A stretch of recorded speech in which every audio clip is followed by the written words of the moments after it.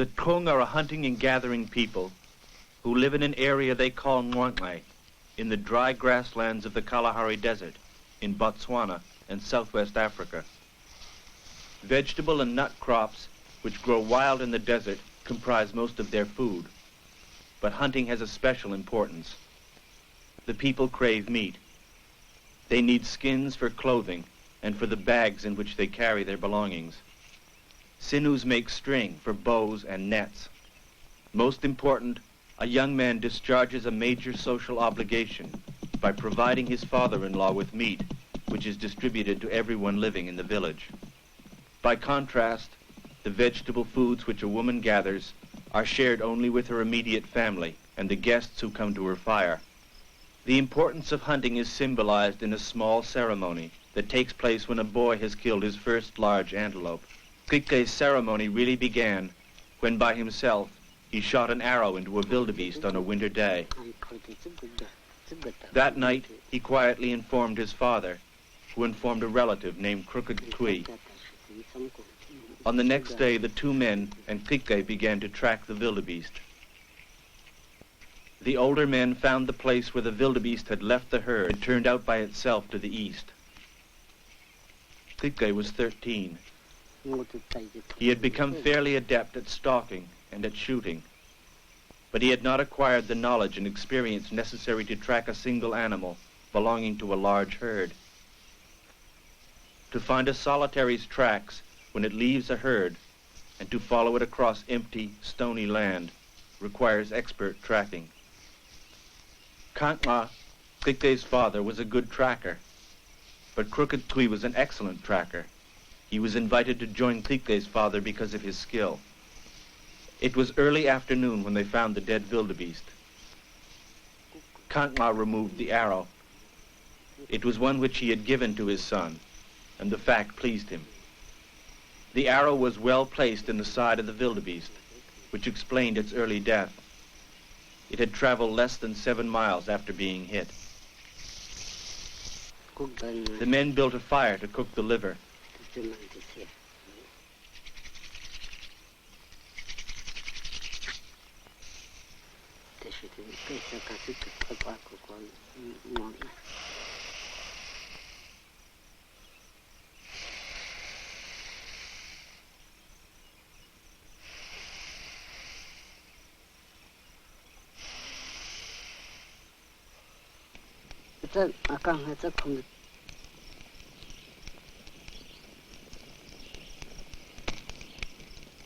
Tikay was not permitted to touch the dead wildebeest.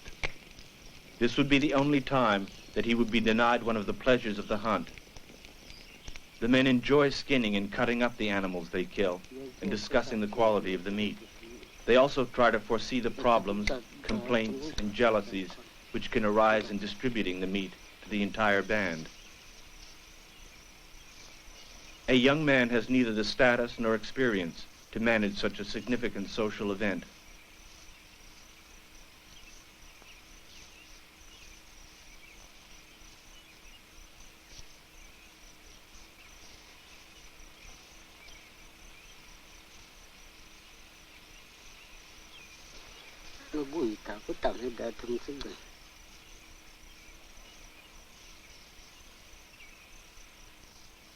After the wildebeest was cut up, it was hung in a tree to keep it away from hyenas and jackals and vultures.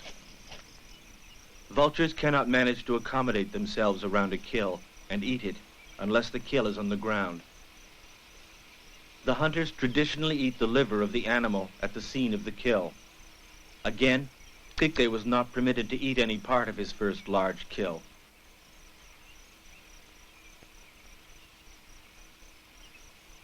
The killing of his first large antelope marked the beginning of Tikay's social maturity. When a young man has killed a large antelope, he is considered an acceptable son-in-law. Marriages are arranged by the parents of young people, but are not consummated until the boy enters bride service and the girl has reached puberty. The meat was brought home in the afternoon, and the ceremony, which the Trung call marking, began on the next morning. Women are not supposed to be present when a man is marked. and some of the women took the opportunity to gather grass for thatch.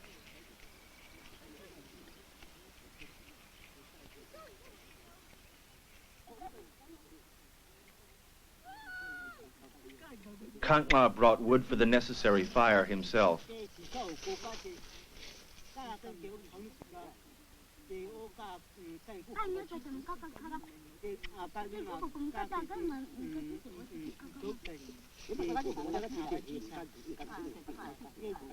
All of the men in the band had gathered near Kana's house to watch the ceremony.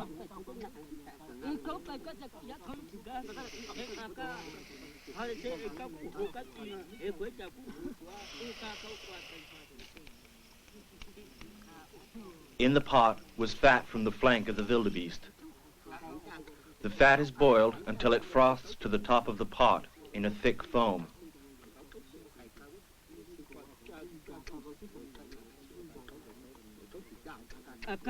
Kana ground up a pod called hoan. Hoan is one of the ingredients of the poison used in the arrow.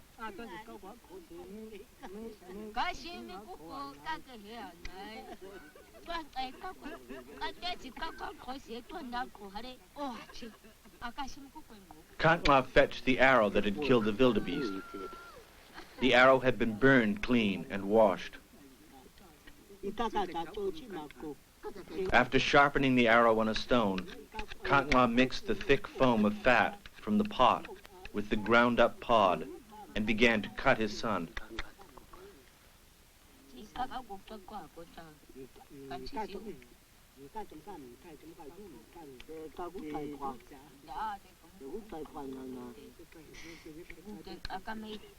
Kana was assisted in the performance of the ceremony by his sister's husband, another man named Qui.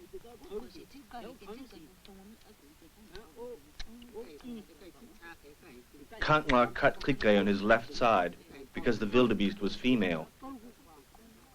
He will be cut again on the right side when he has killed a large male antelope.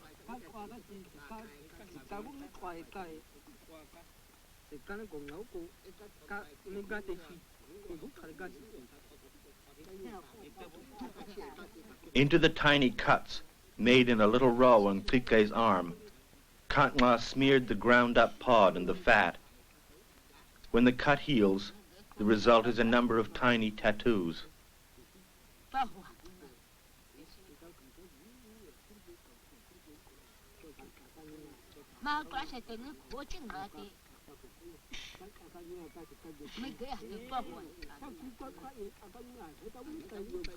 The Kong ascribe meanings to each of the little cuts.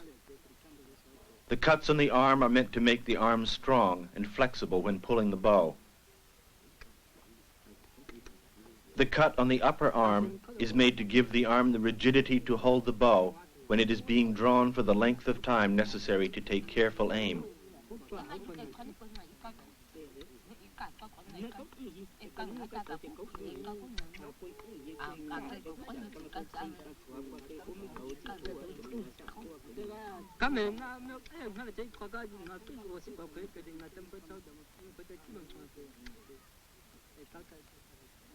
The cuts on the chest are made to give the heart of the man a quickness for the hunt.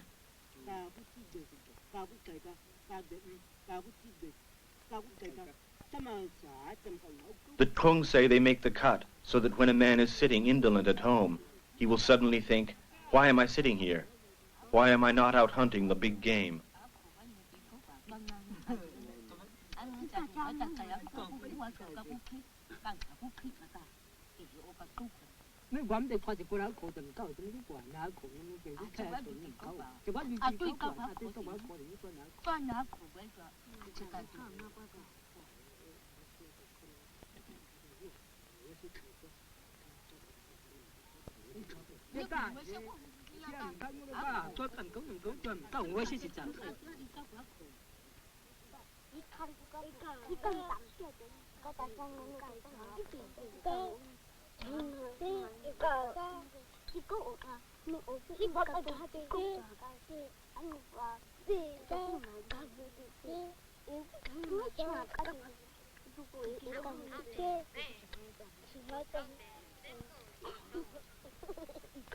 The cut on the back has different implications.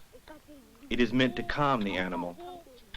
It is placed on the boy in a position that would correspond with the withers of the animal, so that when the boy creeps up on the animal will not grow nervous, shake its withers and run away.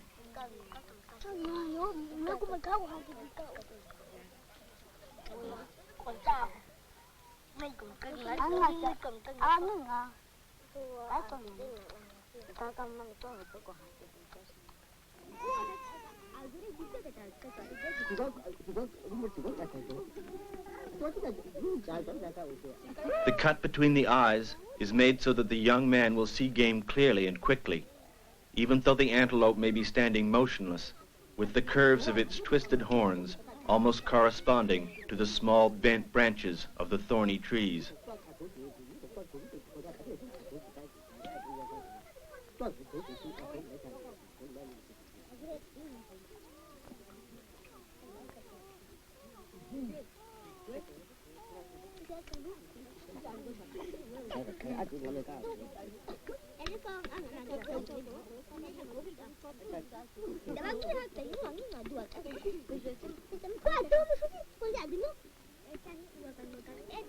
The remainder of the pod and the fat was collected by Qui and hidden in the grass close to a small tree so that passers-by, particularly women, will not step on it.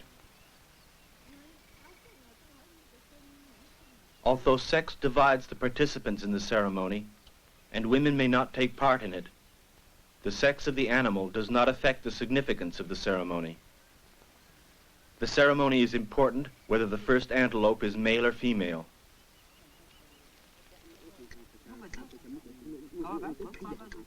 It is a ceremony in which older men agree that the young man may participate in their affairs and problems. After the ceremony, Tikay will be increasingly judged in terms of adult behavior. When the cutting was over, the women who had gone to gather grass returned to thatch their houses.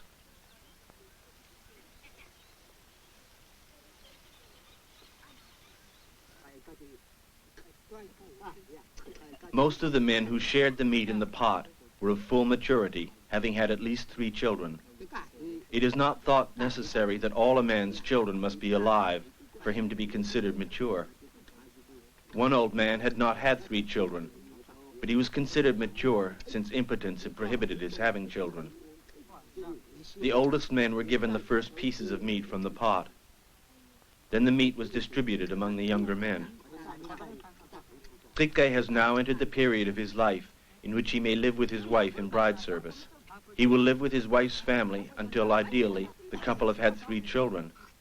After that, having reached maturity, he need no longer live with his wife's family if he does not wish to. He may return to join the band of his parents.